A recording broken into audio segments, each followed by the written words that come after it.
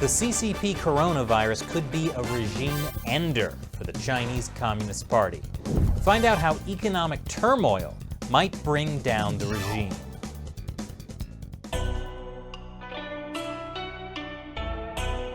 Welcome back to China Uncensored. I'm Chris Chappell.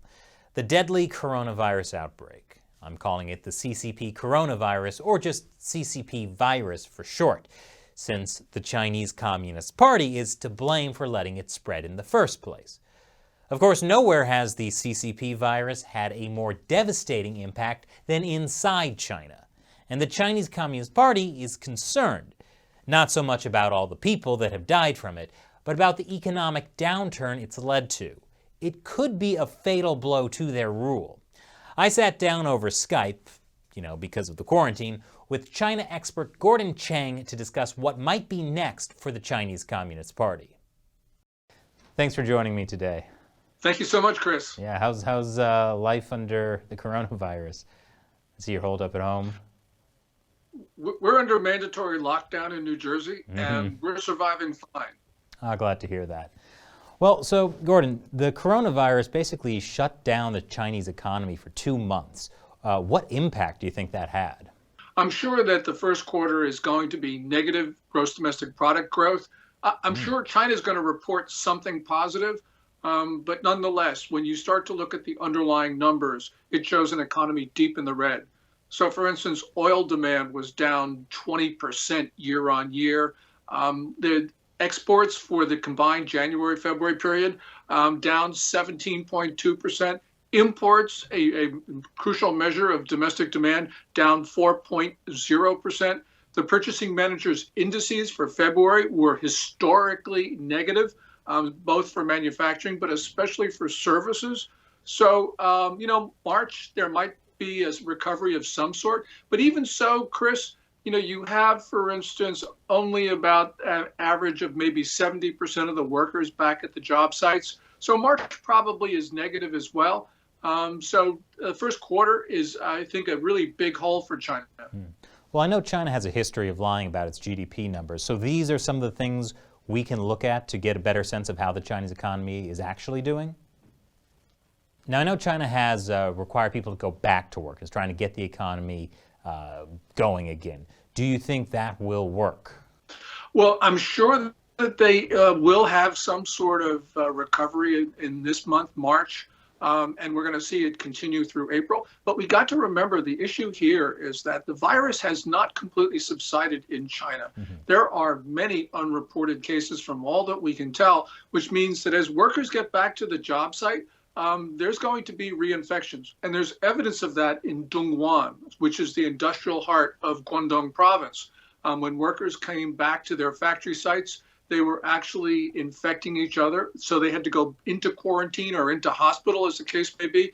So this is going to be a much slower process than Beijing has been trying to show to the rest of the world. Beijing wants to say, China's back. Well, it's sort of back, but it's going to take a long time, Chris. So what will happen if there is a second wave of the coronavirus in China? Well, I think you're going to see something like we witnessed in January and February. It may not be as bad, but we're already starting to see, the wave of reinfections. Beijing's numbers for the last 5 or 6 days show almost all the cases are, as they say, imported.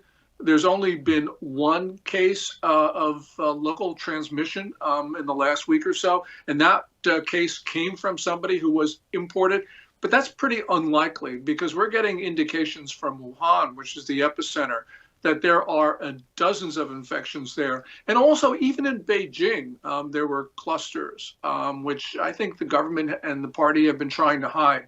So this is going to be a really difficult process for China. Because they're going to have to deal with two things at the same time. They're going to have to deal with getting people back to work, but they're also going to have to deal with the virus spreading fast again. And we know that there's a second wave of infections in Asia. It's Taiwan, it's Hong Kong, it's to a lesser extent Singapore, and we're going to see it in China as well. What impact will this have on the rule of the Chinese Communist Party? I think long term, this is maybe a regime ender for the party. We saw, for instance, in February, at the death of one of the Wuhan 8, the 8 doctors who were whistleblowers.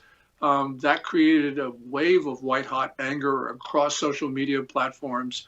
People were demanding fundamental political reform. Since that time, we have seen people in Wuhan go to their balconies and even disrupt a inspection tour by a vice premier.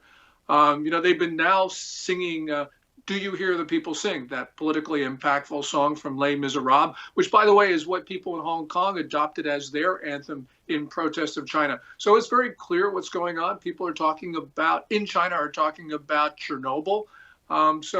I think this is going to really create a period of friction. And especially after the virus subsides, people are going to engage in recriminations. They're going to start complaining. And remember, this is the revolutionary season in China. It's spring. What impact will this have on the global economy? A lot of Western countries and businesses are still heavily invested in China. Yeah, one of the things that's really bad news for China is that its traditional export markets have been hit heavily. So, for instance, the U.S. Large portions of the U.S. are in lockdown. The economy is in standstill in many places. The U.S. economy is going to have a horrible first quarter. We're going to be negative.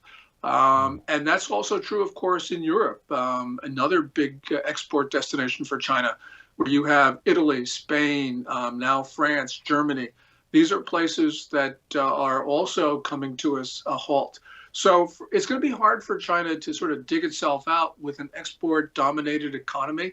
And that means that for China, it's going to be hard. But of course, it means everywhere around the world, with some exceptions, I think are going to show some effect of a downturn. And that means we're going to see that global recession that people talk about. And Chris, people in our country are talking about Great Depression too. And although I don't know if that's really going to be the case, nonetheless, more and more people have been talking about that. Well, I know a lot of Americans are invested in China without necessarily even knowing it, like with pension funds. What can Americans do to avoid the China market? Well, there's one American who can do everything. President Trump can use his emergency powers to get, for instance, the federal pension funds to get their money out of China. And he can actually get other institutions out of China as well. And I think we really need to do that because this is just outrageous.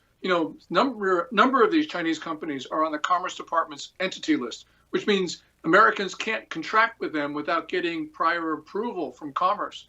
Yet we can all invest in these Chinese companies, which have been deemed threats to the U.S. national security interests. This makes no sense whatsoever. And I think that we are going to have a pulling apart of the U.S. and China in the financial markets, and it won't happen too soon. Well, thanks so much for joining me today, Gordon. Thanks, Chris. And for those of you watching, be sure to check out America Uncovered, where we'll have a follow-up episode with Gordon about South Korea and North Korea's changing relationships. Check it out.